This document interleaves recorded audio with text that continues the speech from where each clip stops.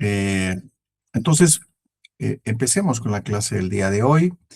Vamos a continuar hablando sobre los hechos jurídicos y el último día de clase estuvimos hablando sobre aquellos hechos jurídicos voluntarios que son destructores del orden social y entonces encontramos aquellas figuras de los delitos, la voluntad dolosa y cómo la responsabilidad civil se vincula con la responsabilidad penal y nacen tres elementos de la responsabilidad civil, que es la restitución, la reparación de los daños materiales o morales y la indemnización de los perjuicios. Eh, entonces,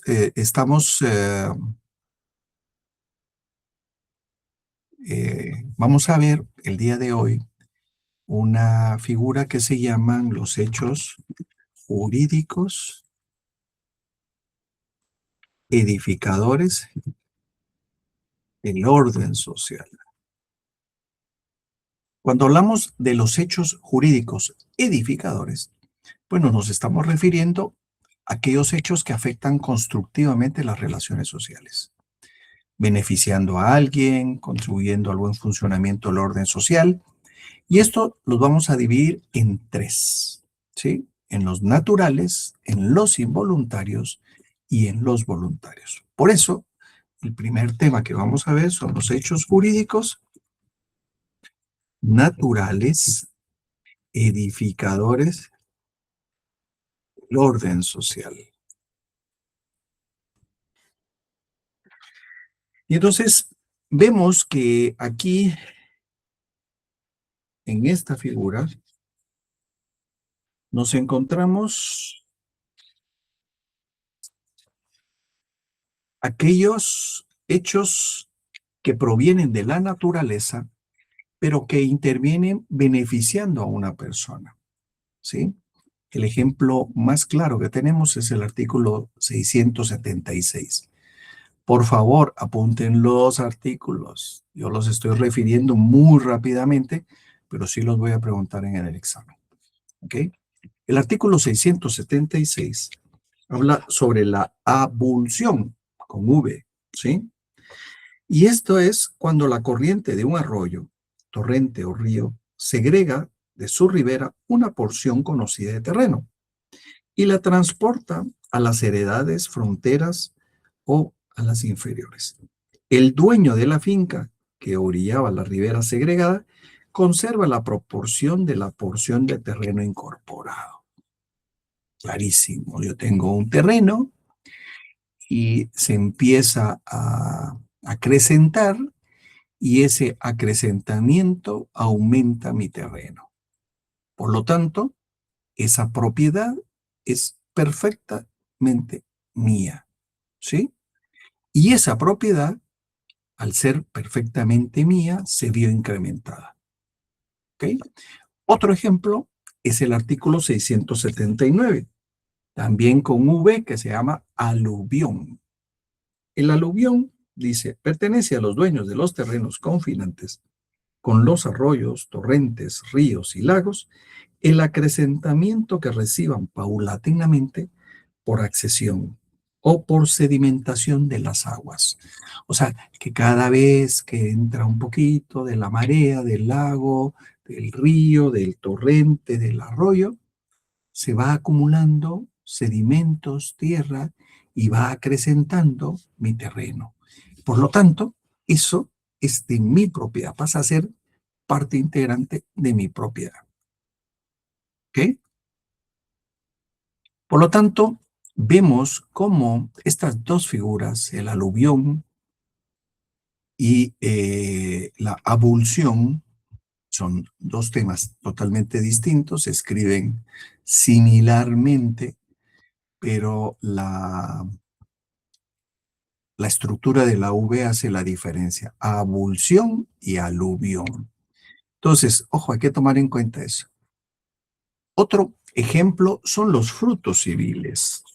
Los frutos civiles se refieren a todos aquellos beneficios que yo pueda obtener como una ganancia, como un incremento, como una renta, o aquellos frutos que son provenientes de la tierra, ¿sí? También se pueden dar específicamente. Y aquí encontramos en el artículo 556 que son frutos naturales las producciones espontáneas de la tierra, las crías de los animales y demás productos que se obtengan con o sin industria del hombre.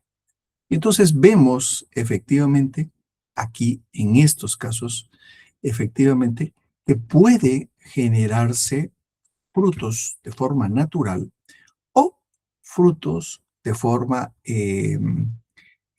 buscada por el hombre también. Si yo siembro un árbol en el jardín de mi casa y luego me empieza a generar aguacates o duraznos, esa parte, esa estructura de los frutos es mía.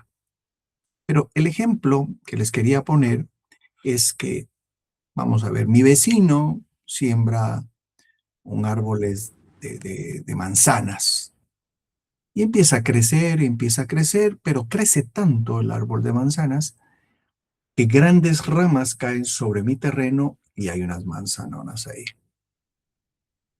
¿De quién son las manzanas? ¿Del dueño del árbol o míos porque están en mi terreno? Las que pasan a su terreno son suyas, Lick. Y eso, la ley será que me da un derecho. Yo tenía entendido que sí, Lick, porque vi un... Ah, no, pero es que el abogado no puede contestar. Yo tengo entendido, yo creo que tal vez esto, yo me imagino que sí. Samuel. Buenas noches, licenciado. Supongo que desde el momento que le generan responsabilidades como limpiar, también tiene el derecho a Bueno, esos esa es frutos. una buena lógica. ¿Se dan cuenta? Ese sí es una buena lógica.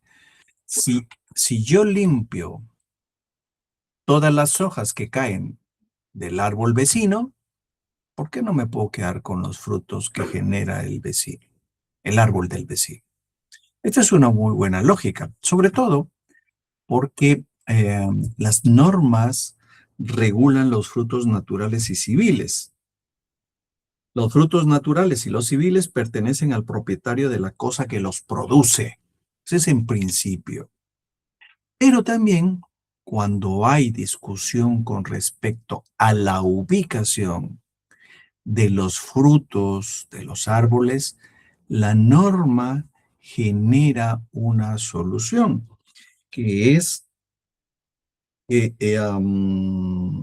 estos corresponderán a el lugar donde se encuentran la estructura, aún si fueran ramas, aún si fueran elementos propios, ¿no? Por eso es que es muy claro tener en cuenta todos estos elementos porque estos pueden generar distorsión, pero también la norma nos ha generado solución con respecto a eso. ¿Ok? ¿Dudas, preguntas? ¿No? Licenciado, perdone, tengo una ¿Sí? consulta. En el primer caso que puso, si el río, al contrario, se comiera mi terreno, ¿hay alguna forma Igual, de... pierdo el derecho. Exactamente así como lo puedo ganar con el acrecentamiento, si se lo lleva, lo pierdo. Esos son los riesgos que no nos dicen cuando compramos propiedades que son, que colindan lago, río o mar, que puedo tener beneficios, pero que también puedo tener problemas. Por ejemplo, yo recuerdo aquellos chalets en el puerto que se llamaba, ay Dios santo, ¿cómo se llama? En el puerto de San José, por ahí, Chulamar, ¿sí? Estos eran unos chalets muy bonitos que una lotificadora empezó a vender. Pero cuando se hizo Puerto Quetzal, como se hizo el embalse y se tuvo que rellenar cierta parte, las mareas cambiaron.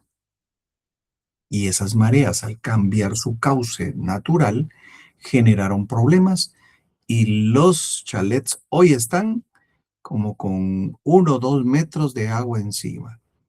Por lo tanto, se perdieron. Y entonces ustedes me dirán, bueno, pero entonces el Estado pagó eso. El terreno es del Estado. Nadie puede construir, nadie puede tener la propiedad. La Constitución lo dice con respecto a las riberas de los ríos, de los mares y de los lagos.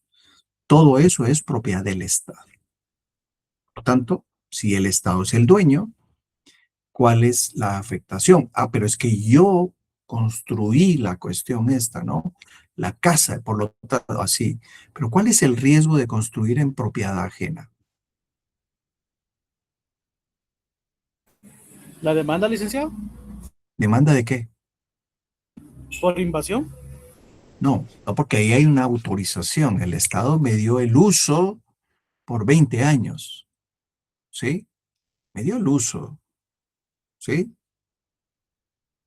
Sí, don Fernando, Luis Fernando. Buenas noches, Lick. Yo considero que es perderlo todo, ¿verdad? No se puede reclamar nada. El que construye en terreno ajeno pierde. Ahí nunca va a ganar. Nunca, nunca va a ganar.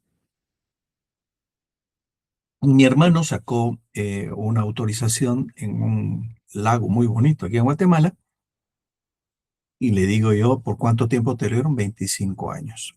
¿Y qué vas a construir? Una casa. ¿Te es rentable? ¿Qué me dice? Porque después de los 25 años, ¿qué vas a hacer? Ya tenía el préstamo para construir la casa y todo. Mira, tenés razón. Sí, porque no es tu propiedad, propiedad del Estado. ¿Sí? Aunque te la dieran por más tiempo, no dan, por más de 25 años no dan. Entonces, tenés toda la razón, me dijo. Entonces, empezó a cambiar un poquito la estructura y hizo un rancho, un ranchón, baños y una regaderas y todo, pero ya no hizo casa. ¿Sí? Pues tiene una persona que cuida esto que lo otro, ¿verdad? ¿Por qué? Porque invertir en propiedad, en terreno ajeno, es complicado, es bien complicado. Ok. Bueno, pasemos entonces al siguiente hecho, ¿sí? Dice, ¿y qué pasa con las playas privadas de los hoteles y chalets a la orilla? Con esta definición que les estoy dando, ¿ustedes creen que pueden haber playas privadas? La Constitución lo dice. Les da el uso, el dominio, ¿sí? Pero ¿será que pueden haber playas privadas? Aquí don Mirko dice de los hoteles y los chalets a la orilla de la playa. Yo creo que no podrían. De hecho, hubo un hotel aquí en Guatemala que quiso poner cerca, no sé si ustedes se acuerdan, está ahí al final del puerto de San José, para que la gente no pasara. Y vino la municipalidad y le dijo, es joven, no puede, y quitaron. Por lo tanto, ustedes pueden caminar, lo que no pueden es ingresar al chalet de esta persona, pues ahí sí están ingresando en propiedad privada, entre comillas, porque el terreno es del Estado, pero ellos sí tienen la delimitación de lo que esté cercado. ¿Okay? Bueno, el segundo son los hechos jurídicos involuntarios, edificadores del orden social. ¿Qué quiere decir esto de los hechos jurídicos involuntarios? Bueno, se refiere a aquellos que una persona realiza un hecho a favor de otra, sin que aparezca la voluntad o consentimiento del anterior, beneficiándola o contribuyéndole a que de alguna forma funcione el orden jurídico. ¿Ya? Nuestra legislación coloca algunos hechos involuntarios edificadores del orden social, precisamente bajo esta connotación. Y esta connotación viene con todas aquellas obligaciones provenientes de hechos lícitos en convenio y comprende varias figuras. Y les voy a poner un ejemplo, un primer ejemplo, vamos a ver. Utilicen su lógica. Yo sé que ustedes no son abogados, pero asumamos que todos los que estamos aquí, los 80, ya somos abogados. Todos, absolutamente todos. Y entra un menor de edad a su oficina y les dice, mire, licenciado o licenciada, yo quiero que una propiedad que ya le compré hace varias semanas al señor, y llego con el señor, pase a mi nombre. Yo tengo 17 años, 2 meses. No tengo papás, no tengo representante legal, no tengo una persona que ejerza mis derechos, ¿sí? Y no quiero ir a un tribunal. Yo quiero que hoy salir de aquí con ya una escritura pública en donde se indique que la propiedad va a pasar a mi nombre. ¿Qué harían ustedes? Ah, pero les dice adicionalmente, miren, si usted lo hace hoy, hace la escritura hoy, le voy a pagar 300,000 quetzales.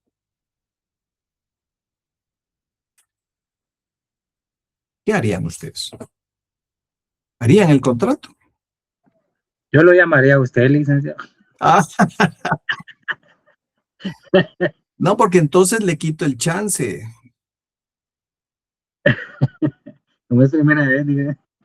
Le quito el chance, entonces ya no le dejo nada para ganar. ¿Qué harían ustedes? Tal vez no se podría hacer el contrato según lo que yo conozco ahora, pero sí podría ofrecer que se haga una donación. ¿Y por qué una donación si el muchacho pagó de contado? Sí, pero como es menor de edad, todavía no puede firmar ante la ley. O sea que no lo haría usted. El muchacho no quiere donación porque él pagó. Y él no quiere que nadie le done porque él compró. Tal vez un contrato de compraventa. ¿Y cómo compra-venta? ¿Quién comparecería por él?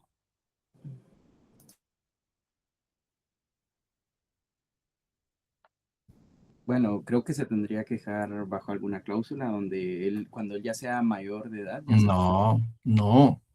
Él quiere salir hoy con su documento. Yo siento, Lee, que por ética no se podría hacer, ¿Qué tiene que ver la ética aquí? porque quiere que estemos haciendo un documento cuando él es menor de edad, no quiere representantes, entonces ahí ya caeríamos en algo ya ilegal, se podría decir. ¿Será que es ilegal? No, no sería ilegal, perdón. Bueno, Considero América, considero que sí se podría, solo que se manifieste en la escritura pública que es menor de edad, teniendo su certificado de nacimiento y ahí eso no se puede. Eso no se puede, que el menor comparezca diciendo que él pagó, él compró, eso no se puede. Porque ¿cuándo es el momento que nosotros podemos ejercer derechos y obligaciones? Cuando tenemos mayoría de edad. El menor no puede comparecer en la escritura. Esto está clarísimo. Eso está claro. El menor no puede comparecer. Edwin, Yo encontré, licenciado, que sí se puede en el artículo 1605 del Código Civil como gestor de negocios. 1605. Usted estuvo en la clase anterior de ese cuentos. No, aquí en Facebook está. Ay, en Facebook. Ay, Dios santo. Sí, Bueno, dice el Código Civil de Guatemala regula la figura de gestor de negocios según la figura regulada en el artículo 1605 ¿quién regula la comparece? función de creación de negocios. ¿Y quién comparece? Ya que lo está viendo ahí en Facebook, le voy a hacer preguntas más de privado. ¿Y quién comparece en la escritura? Dice que un gestor de negocios, ¿Pero quién? dice, ¿Tiene que estar tal el vez gestor nombrado por un juez? por un abogado, tal vez. Ah, no, pero ¿cómo que un abogado lo va a nombrar? Sí, en este caso, si uno llevara el caso, le dice a otra persona que lo No, es que haga, ahí o no sea, hay es un como un caso. gestor. Ahí no hay un caso. Es más, los abogados ni participan en eso. ¿Quién es el que participa? Pues ahí sí, me quedé corto. No, el que participa es el notario, no un abogado. O sea que un abogado no puede nombrar a nadie. Bueno, ¿se dan cuenta ustedes por qué a veces irnos por esas vías, si no sabemos, podemos meternos en hoyos macabros? Imagínense que ya estén en la calle y ustedes se tiren a hacer eso porque Facebook, porque Google dice, ¡Ah! Dios santo. ¿Se dan cuenta? ¿Alguien más? Jonathan. Licenciado, y ahí no entra en vigencia o no se puede hacer lo de la emancipación. A ver, ¿qué es esa cuestión de emancipación, Jonathan? Pues según tengo entendido yo, es como una persona menor de edad puede hacerse valer por sí misma ante la ley. ¿Y eso es válido en nuestro sistema?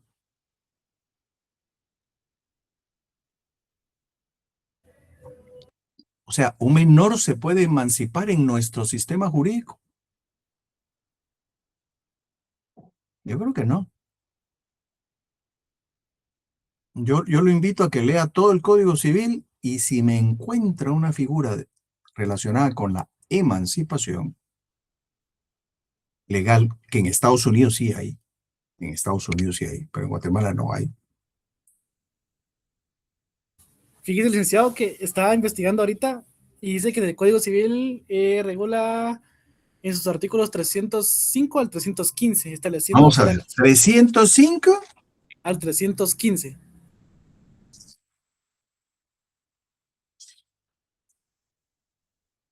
305 al 315.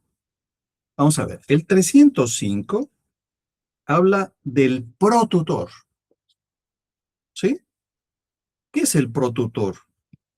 El protutor es aquel que va a representar una persona, un menor o un incapacitado. Al 215 se habla de los tutores y protutores de quienes sobrevenga alguna incapacidad que se menciona en el artículo anterior, que son las prohibiciones para ser protutor. ¿Sí? Entonces, en ninguno de estos artículos encuentro yo una figura de la emancipación.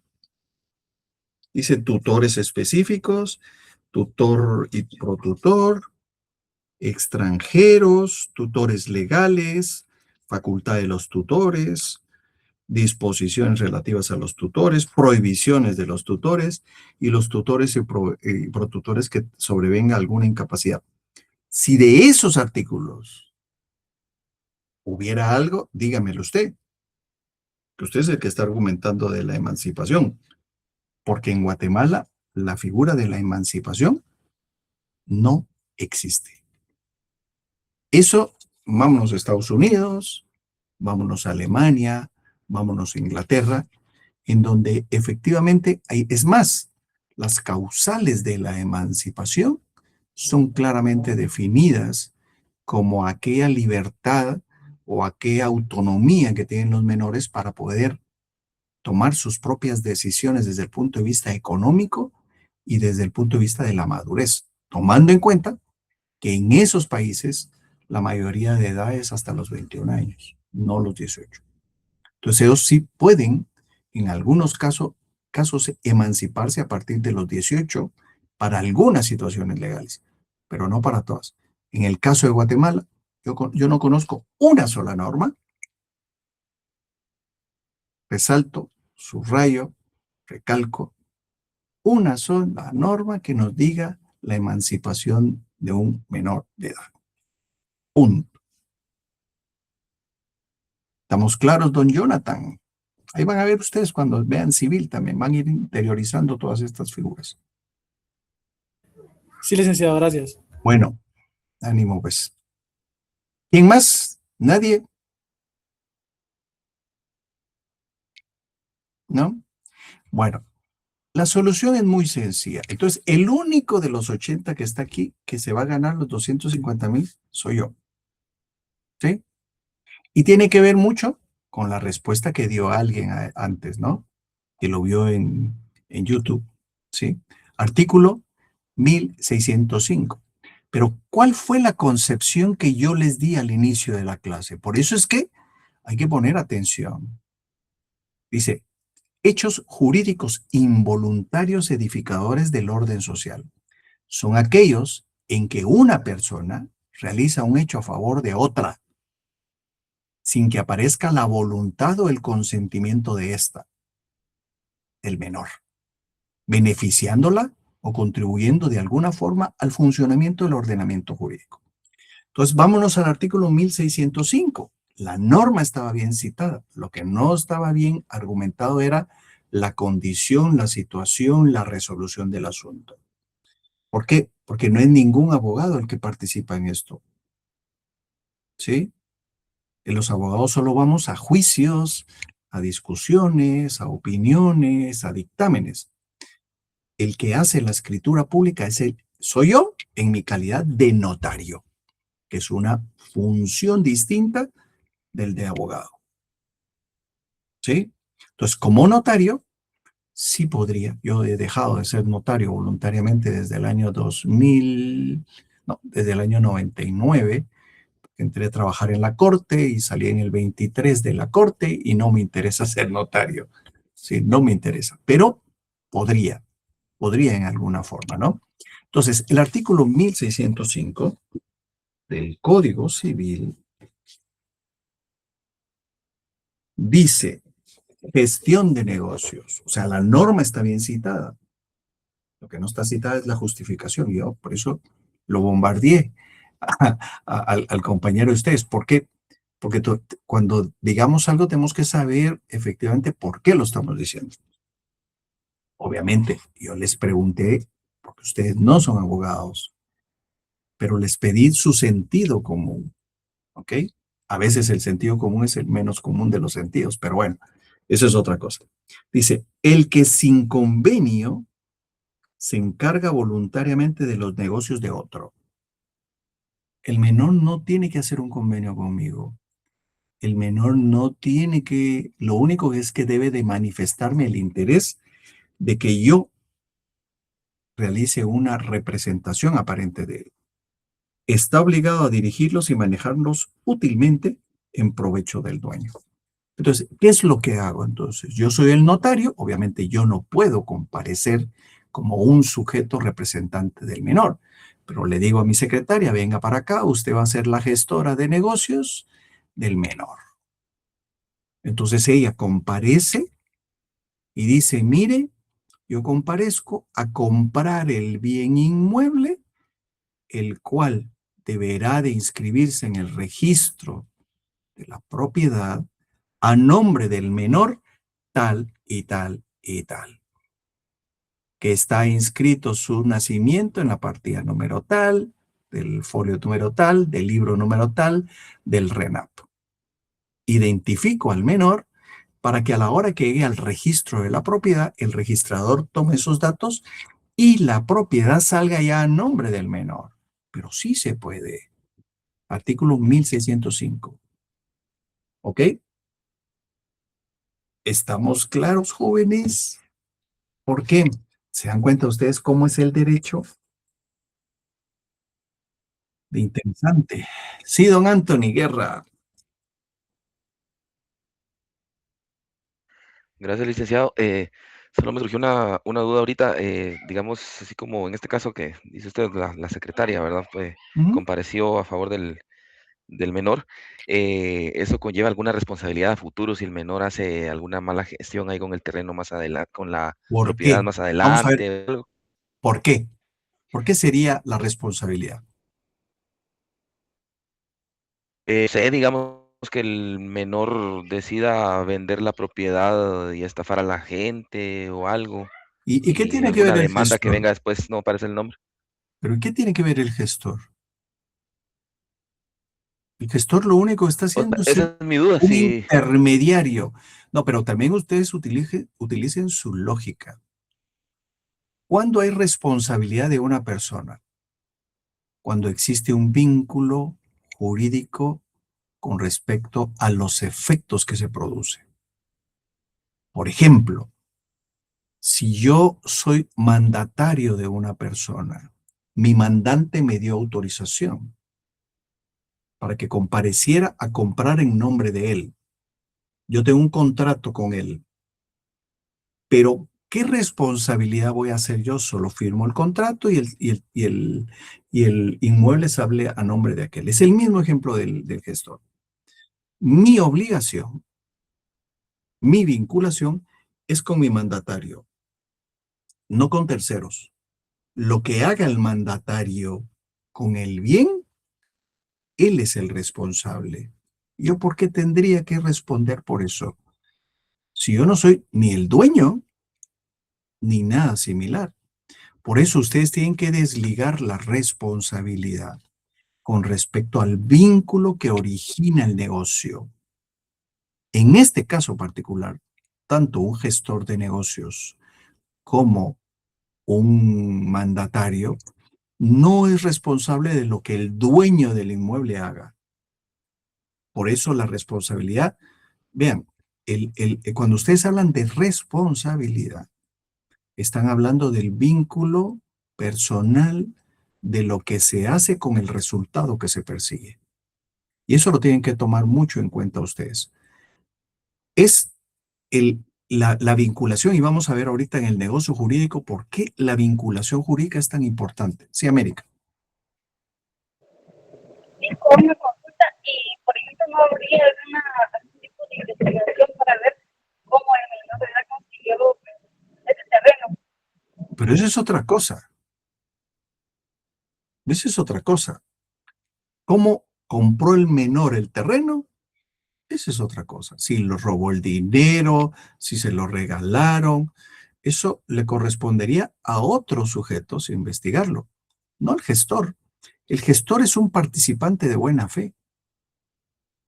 Ah, pero es que hoy la ley de lavado de dinero, bueno, ahí ya estamos cambiando la situación.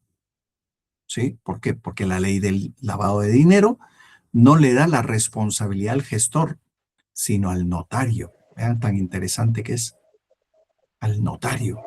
Porque el notario no le consta de dónde provinieron los fondos con el que el menor compró el terreno, la casa o el penthouse. ¿Ok? Jonathan. Licenciado, ¿y quién investiga eso? ¿El Ministerio Público o no? Sí, sí. No, en Guatemala hay muchos entes. Primero, el informe que debe dar el notario con la nueva ley de lavado de dinero es a la IBE. ¿Sabe qué es la IBE? No, licenciado. La Intendencia de Verificación Especial de la Superintendencia de Bancos. Todas los informes que provengan de la ley de lavado de dinero, es la IBE la que maneja y centraliza. Si la IBE ve algún indicio, automáticamente lo remite al Ministerio Público. De hecho, todas las informaciones que se den en los entes financieros o los entes obligados a dar los informes, tienen que darlo a la IBE y si amerita, enviarlo también a la fiscalía correspondiente. Sí. Pero sí hay una gran carga de obligación de esto. ¿Ok? Y la otra figura que tiene que ver con este mismo hecho son las figuras que tienen que ver con el enriquecimiento sin causa. ¿Sí? Eso está en el 1616, en el enriquecimiento sin causa, que habla sobre la persona que sin causa legítima se enriquece en perjuicio de otra, está obligada a indemnizarla en la medida de su enriquecimiento indebido. Vamos a poner el ejemplo. Yo soy vendedor de licuadoras y voy de puerta en puerta vendiendo licuadoras. ¿Sí? Pero un día me echan del trabajo, me rescinden el contrato y yo me quedo con un lote de 20 licuadoras en mi casa. ¿Sí? Entonces vengo y le agarro las licuadoras y las voy a vender. ¿Ok? En eso, la empresa que me despidió, me dio mis prestaciones, me pagó todo y me dice, mire, usted se quedó con un lote de 20 licuadoras, devuélvamelas. Fíjese que ya las vendí, entonces págueme el dinero correspondiente del valor de las licuadoras. Si usted las dio en menos, ese es su problema. Yo quiero el dinero completo con respecto al precio de la licuadora. Pero, adicionalmente, como usted utilizó esos fondos para beneficio personal, fijamos la indemnización en tal. Y si no, me voy a un tribunal a discutirlo, ¿verdad? Entonces se tiene que pagar no solo el valor del enriquecimiento indebido, sino que también la indemnización correspondiente. Artículo 1616. Otra figura son los hechos jurídicos voluntarios edificadores del orden social. Aquí encontramos todos aquellos actos jurídicos, aquella voluntariedad que existe con respecto a realizar algo. Y la doctrina nos distingue tres especies. Primero, los actos jurídicos convenidos en transgredir una norma, como por ejemplo los delitos. Ahí está el primero. Lo segundo son todos los actos jurídicos en sentido propio. Voy a un supermercado, compro algo, genero efectos jurídicos. Me voy al cine, me voy al teatro, no puedo ingresar si no pago la entrada. ¿Sí? Me voy a un restaurante, pido un montón de comida, tengo que pagarla al final, ¿no? Esos son actos jurídicos en sentido propio. Pero también el número 3 son los negocios jurídicos. Y ahí vamos a empezar a hablar del negocio jurídico. Casi siempre que hablamos del negocio jurídico, lo que percibimos siempre cuando alguien habla de negocio es algo oscuro, truculero, beneficioso para una sola de las partes, ¿no? No, es que el presidente está negociando tal cosa con el CACIF. No, es que los diputados están negociando tal cosa. No, es que tal persona está negociando y eso no se negocia y esto que el otro, ¿no? Pero eso es cultural. Es cultural. Pero cuando vemos el concepto de negocio jurídico, habla de figuras totalmente distintas. Por ejemplo, vamos a buscar en toda la normativa del Código Civil y no vamos a encontrar un artículo, un solo artículo que me diga es negocio jurídico. ¿Sí? No lo vamos a encontrar. ¿Por qué? Porque no está definido en la norma, no está definido en la estructura normativa. Por lo tanto, el concepto al cual tenemos que irnos y referir es al concepto doctrinario. Y aquí el negocio jurídico nos refiere a la doctrina que es un acto de autonomía privada. O sea, lo que yo haga, lo que yo disponga es porque yo quiero y yo hago o realizo la voluntad con respecto a lo que yo quiero. ¿Sí? Pero ese acto debe de estar reconocido por el derecho como productor del nacimiento, modificación o extinción de relaciones jurídicas entre particulares, ¿sí? Entre un particular y una sociedad o entre sociedades. Ese es un negocio jurídico. ¿Se dan cuenta? Es un concepto muy genérico, es un concepto muy grande que podemos meter en ese cajón muchas cosas. Pero ojo, el objeto tiene que ser lícito. El objeto tiene que ser lícito, tiene que haber una aceptación y tiene que estar estructurado en la norma. Por eso, no necesariamente cuando hablemos de negociar es algo oscuro, es algo pícaro, es algo que se tiene un interés, ¿sí? Sentémonos a negociar. ¿Qué quiere decir sentémonos? Sentémonos a ponernos de acuerdo, ¿sí? ¿Cuánto cuesta ese carro? Tanto. Mire, pero yo creo que es un precio excesivo, ¿sí? Pongámonos de acuerdo en el precio, ¿ya? Como cuando vamos al mercado, ¿no? El mercado es el ámbito donde hasta los precios más impensables se negocian, ¿sí? ¿Cuánto cuesta la libra de tomate? Tanto, porque no me lo das a tanto. No, ¿sí? Hay momentos en que también las ofertas pueden bajar mucho los precios o la situación económica puede encarecer los precios. Yo a veces acompaño a mi esposa al mercado y mi esposa es muy regatona, ¿no? Regatea todo. Entonces le dice, ¿cuánto cuesta esto? Tanto. Ah, ¿por qué no me lo hacen tanto? Si yo no me lo estoy robando, le dijo el vendedor. Yo no me lo he robado, como para que creas que te lo voy a regalar. Le digo, no, el precio es este, punto, se acabó. Y le digo a mi esposa, mira, ¿te das cuenta?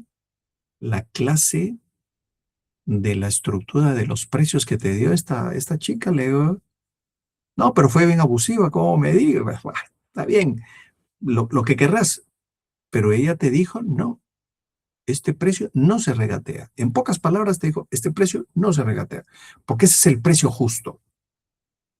¿Cuál es el precio justo? No lo sabremos hasta ver la estructura de los precios, pero bueno, ojo, eso es parte de la negociación. Por eso el negocio no necesariamente siempre es algo oscuro, abyecto, encubierto, que está faltando a la ética o que está faltando a alguna de las cuestiones. Por lo tanto, los negocios jurídicos se pueden clasificar en dos. Primero, de acuerdo a su contenido, y segundo, de acuerdo y atendiendo a las partes que intervienen en el negocio. Son dos elementos esenciales. Me voy a ir al primero, de acuerdo a su contenido. ¿Sí? El negocio jurídico del derecho patrimonial, que regula relaciones económicas patrimoniales. Yo compro un carro, yo compro una casa, vendo un carro, vendo una casa, arrendo una casa, arrendo un vehículo, doy en permuta algo, ¿sí? O meto un bien en depósito, qué sé yo, ¿sí? Estos son negocios jurídicos del derecho patrimonial. ¿Por qué? Porque generamos muchas cosas, ¿no? Pero también hay negocios jurídicos del derecho de familia relativos a la personalidad y que regulan lo civil y la condición de las personas. Por ejemplo, vamos a ver que yo escojo a mis primos, a mis hermanos, a mi papá, ¿no? Y sin embargo, me une a ellos una relación con las cuales puedo ejercitar derechos y obligaciones de carácter recíproco y que puedo obtener beneficios, ¿sí? Y el segundo es atendiendo a las partes que intervienen en el negocio jurídico, se dan los negocios unilaterales, ¿sí? Y ustedes me dirán, licenciado, pero usted cómo es de incongruente. Usted nos dijo que dentro del derecho, las obligaciones y los derechos son recíprocos y que siempre hay dos partes en la norma. ¿Y cómo me está diciendo usted que hay negocios unilaterales donde hay solo una parte? Si la norma establece que son derechos imperoatributivos, ¿sí? ¿Cómo puede haber un negocio unilateral? Entonces les dirijo la pregunta, ¿será que puede haber negocios unilaterales?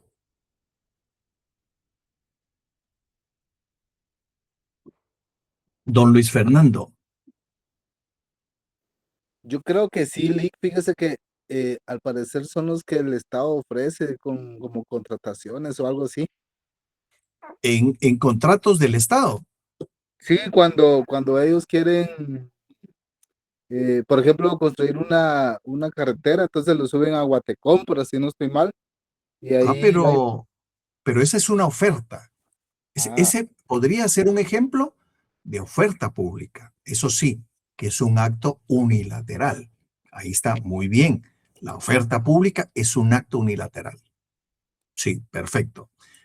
¿Cuál podría ser el otro que se nos aplique más al asunto de lo que estamos discutiendo? Por ejemplo, un testamento. ¿Quién emite el testamento? Una sola persona. ¿Quién? El que está testando. ¿Para qué? Para disponer de sus bienes al momento en que se muera. O sea, este testamento de una sola persona surte efectos a partir de que me muero. Ese es un acto unilateral. Y el otro es la oferta pública que dijo ya don Luis Fernando Asensio. ¿Usted no es pariente de Jorge Asensio, usted? ¿de dónde será, Lick? Es que tengo bastantes familiares ascensos. Abogados. Bien, bien, bien. Le dicen Chilacayotón. Es un abogado muy inteligente. Es un hombre que admiro yo mucho. Es ya mayor. Allá creo que tiene como sus 80 años, licenciado. Está también Jorge Asensio, es abogado de bancos. No sé, De Oriente, Lick, de Jutiapa. no lo sé de dónde son usted, pero sí son dos abogados que yo conozco de apellido Asensio, muy inteligentes, muy pilas, muy pilas. Uno es de la Marro y el otro es de Landívar. Sí, sí, pero son muy pilas, son bien, están metidos en negocios. Pero bueno. Y los negocios bilaterales, en donde hay dos partes, los contratos de compraventa, los contratos de arrendamiento, los contratos de mutuo, los contratos de mandato. Ahí están integrados todos los negocios jurídicos que tienen que ver con dos partes. Pero también hay negocios jurídicos plurilaterales, en donde participan más de dos personas en el negocio. Por ejemplo, la formación de una sociedad anónima, una sociedad civil, una cooperativa, un banco, una sociedad de inversión, una fundación, ¿sí? Que son los ejemplos que más pega en los negocios jurídicos plurilaterales. Por lo tanto, nuestra legislación no hace especial distinción entre acto jurídico y negocio jurídico. Lo que sí es que se menciona el negocio jurídico. ¿Y dónde se menciona? Bueno, se menciona en el artículo 1251 del Código Civil, pero ojo, menciona tres características que tiene que tener el negocio jurídico. Vean lo que dice el 1251 del Código Civil. El negocio jurídico requiere para su validez, 1, capacidad legal del sujeto que declara su voluntad. 2, consentimiento que no adolezca de vicio. Y 3, objeto lícito. Estas son las tres características que tiene el negocio jurídico. A partir de estas tres características y a partir del concepto que yo les di anteriormente, podemos integrar un concepto general, ¿no?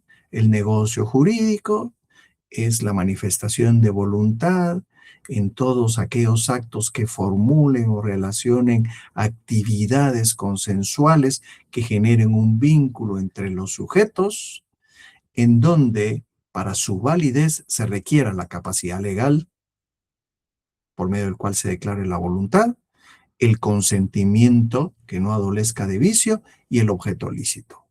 Ya les integré un concepto integrado ahorita de lo más rápido. Por lo tanto, estos serían los elementos principales que había que subrayar del negocio jurídico. Para que lo entendamos, para que nos quede claro, para que veamos que no necesariamente los negocios siempre tienen que ser cosas oscuras, cosas ahí meras feas, ¿no? Y por último, vamos a ver el día de hoy, el objeto del derecho. Y el objeto del derecho también tiene que ver con ese concepto que vimos de negocio jurídico, en donde todas aquellas relaciones jurídicas se convierten en el objeto del derecho, aquello que forma un vínculo entre sujetos A y B o A, B, C, D, con un propósito determinado. ¿Cuál es el propósito? Es la finalidad que persigue ese vínculo que nos une. Por eso es que el objeto, al realizarse el supuesto y entablarse, el supuesto de la norma, ¿no? Y entablarse una relación jurídica o un vínculo entre sujeto activo y sujeto pasivo, estos persiguen un fin. Y ese fin es la relación jurídica, que siempre tiene un propósito determinado. Por ejemplo, una compra-venta, ¿cuál es el objeto? Bueno, la entrega de la cosa y el pago del precio. El contrato de trabajo. ¿Qué persigue el contrato de trabajo? Bueno, la realización de un servicio y el pago de un salario.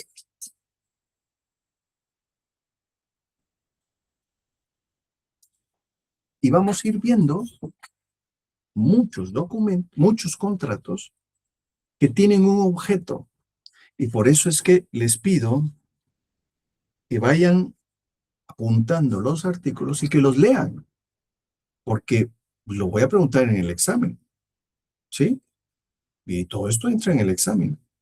Entonces son muchos contratos, por eso apúntenlo y vayan leyéndolos. Si tienen el Código Civil ahí, vayan leyéndolo de una vez. Y si no lo tienen, apúntenlo y después van a leerse el Código Civil. ¿Por qué? Porque lo voy a preguntar y posiblemente pregunte algunas cuestiones de los contratos, ¿sí? Primero, 1686, el Código Civil, contrato de mandato. Por el mandato, una persona encomienda a otra la realización de uno o más actos o negocios. ¿Sí? ¿Se dan cuenta? Entonces, un contrato bilateral por medio del cual una persona le encomienda a otra hacer algo. Segundo, 1728, contrato de sociedad. La sociedad es un contrato por el que dos o más personas convienen en poner en común bienes o servicios para ejercer una actividad económica y dividirse las ganancias. Contrato de sociedad civil. 1790, contrato de compraventa. ¿Sí? Por el contrato de compraventa, el vendedor transfiere la propiedad de una cosa y se compromete a entregarla, y el comprador se obliga a pagar el precio en dinero. Pregunta: como el contrato de compraventa es un contrato muy genérico que tiene que ver con la aplicabilidad normativa, ¿sí? Por ejemplo, mi esposa me puede vender a mí algo o yo le puedo vender algo a mi esposa y hacer la escritura, por ejemplo, una casa.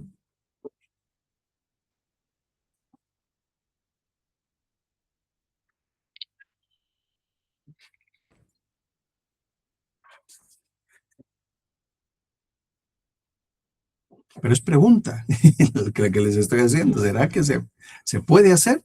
Entre esposos se puede generar contratos de compraventa. Sí se puede, Lick. Sí, Jacqueline. ¿Usted es casada, Jacqueline? No, pero mi Ahí mamá, entonces. no, ¿Y pero es que entonces? vi ese trámite entre mi mamá y mi papá. Bueno, vamos a ver, don Luis Fernando. Yo considero que no, Lick, por el tema de que cuando uno se casa, le dicen a uno que cómo desea compartir los bienes. Bueno, pero ese es el régimen económico con el que tenemos. Podemos hacer comunidades gananciales, o sea que todo lo que entre el matrimonio, mitad, mitad, puedo tener separación de bienes, separación absoluta, puede ser, ese es el régimen económico, ¿no? Aquí don Alfredo dice, no se puede. Se les dice, no se puede. Don Samuel. Al estar casado, pues nada le impide tener propiedades, entonces nada le impide la venta de estas. Ok. O sea que don Alfredo es el único que tiene la razón aquí. Don Alfredo Enrique dice, no se puede. Y no sé por qué lo está diciendo. Yo creería que sí se puede, Lick. Yo, de hecho, estoy casado por bienes separados y yo tengo ahí sí que mi casita y ella tiene su casita y creo que en algún momento, por el mismo régimen que estamos, podría yo venderla a ella o ella venderme a mí. Ok. Bueno, don Alfredo, ¿por qué dice que no se puede?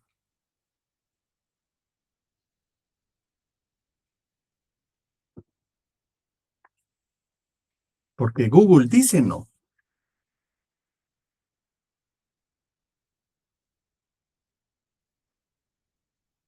¿No? Está buscando don Alfredo ahí algo.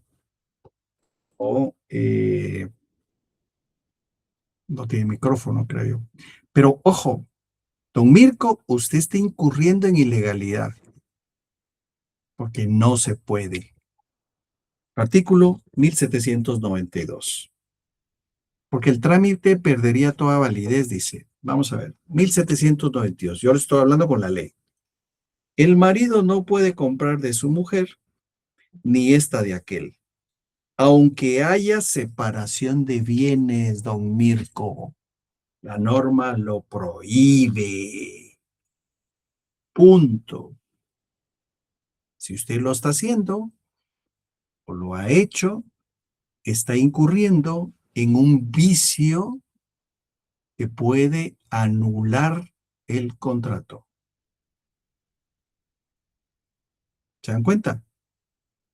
A veces hacemos cosas porque o no sabemos o las desconocimos o porque nos han dicho que sí se puede o esto, pero la norma dice que no. ¿Se dan cuenta? 1792. Y por eso les hice la pregunta.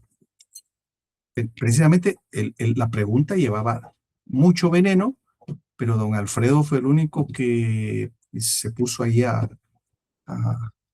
justificar un poquito el asunto. Y efectivamente, eso es lo que se corre. Se corre el riesgo de que se pueda incurrir en invalidez del documento. ¿Ok? Bueno, 1852. Contrato. Disculpe, antes que pase a otro tema. Sí. En este caso, usted dice que se puede invalidar, o sea que, así como le dije al principio, que yo sí presencié esto puede quedar como volver a tener otra vez la propiedad al nombre de la persona que lo vendió. Sí, por eso es que no se vende entre parientes, entre esposos. Lo que se hace es liquidar el patrimonio conyugal.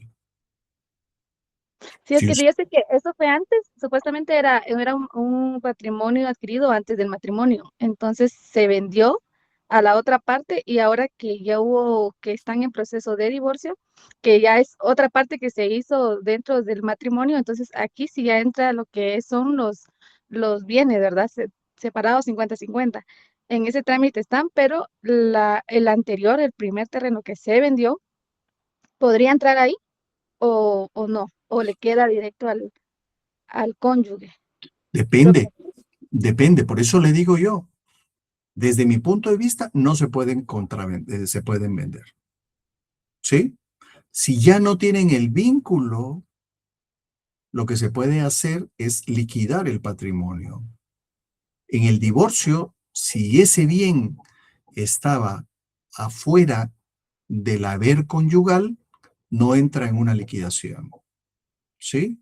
Ahora, si ya se divorciaron y no tienen vínculo alguno, entonces sí se puede vender de uno a otro, pero es que ya no son esposos. El vínculo ya fue disuelto, ¿sí? Eso es lo que entiendo, que se está haciendo ya después del divorcio. No, eran esposos, o sea, son esposos aún, no ha habido divorcio. Entonces no pueden. Lo que deben de hacer es liquidar el patrimonio. Y en esa liquidación entra también el terreno que supuestamente ya se vendió. Ahí sí, miren, vamos a meter en la liquidación del patrimonio este bien que fue anterior al matrimonio, pero estamos de acuerdo en que entre a repartición absoluta y es más, hasta tienen exoneración de impuestos. En cambio, con la compraventa tienen que pagar IVA. En cambio, en la liquidación patrimonial no. Ahí le mando la factura a Jacqueline, por favor. Gracias, Lick. ¿Usted es pariente del licenciado Lepe, no? No, ¿Abogado? no, No, no, no. no. ¿Cómo se llama Lepe? Pero se le voy a decir cómo se llama. Él es de Shela. Pero es mi buen amigo. Ay, Dios santo, no tengo el nombre de aquel. Sí, sí, es muy pilas. Por eso le decía yo, porque él es un maravilloso notario Bueno, y no, es experto en eso. Pero bueno, quizás sí, mi familia toda es de Shela. sí, sí, sí. Él es de Shela también. Bueno, no sé si quedó claro, jóvenes. Bueno, 1852, permuta. Permuta es un contrato por el cual cada uno de los contratantes transmite la propiedad de una cosa a cambio de la propiedad de otra. Ese intercambio de bienes. Puede haber saldos insolutos que se pueden pagar en efectivo o quedan tablas con riesgo de que uno sea mayor y otro menor. 1855, donación entre vivos. Es un contrato por el cual una persona transfiere a otra la propiedad de una cosa a título gratuito. ¿Sí? El arrendamiento, 1880, dice, el arrendamiento es un contrato por el cual una de las partes se obliga a dar uso o goce de una cosa por cierto tiempo, a otra que se obliga a pagar por ese uso o goce un precio determinado. Luego está el mutuo, 1942. El contrato de mutuo, una persona entrega a otra dinero u otras cosas fungibles, por ejemplo, un costal de maíz, ¿sí? O una camionada de arroz. ¿Sí? Con el cargo de que se le devuelva igual cantidad de la misma especie y calidad. No tiene que ser el mismo arroz, no tiene que ser el mismo dinero, no, puede ser una cantidad o un bien fungible exactamente similar. ¿Ok? 1957, comodato. Contrato de comodato es cuando una persona entrega a otra gratuitamente un bien mueble, un carro, no fungible o semoviente, para que se sirva de él por cierto tiempo y para cierto fin. Después lo devuelvo. Yo le doy el carro a una persona por un año para que traslade a un montón de viejitos a un asilo todos los días. Se lo doy a título gratuito y él tiene la obligación que después de terminado un año me lo devuelva. Obviamente me lo va a terminar circulando, ¿no? Pero bueno, ese es el objeto de este contrato. Y luego el contrato de depósito, 1974, que dice, por el contrato de depósito, una persona recibe de otra alguna cosa para su guarda y conservación, con la obligación de devolverla cuando la pida el depositante o la persona a cuyo favor se hizo, o cuando el juez ordene, o cuando lo ordene el juez, mejor dicho. ¿Sí? Entonces yo voy, recibo un vehículo para tenerlo aquí en mi garage, para cuidarlo, protegerlo, y lo tengo que devolver en el mismo estado, en el estado que lo recibí. No lo puedo devolver con 2,000 kilómetros más, obviamente que no. Lo tengo que devolver en el mismo estado en que fue recibido. Bueno, con eso terminamos. Si hay dudas, preguntas, bueno,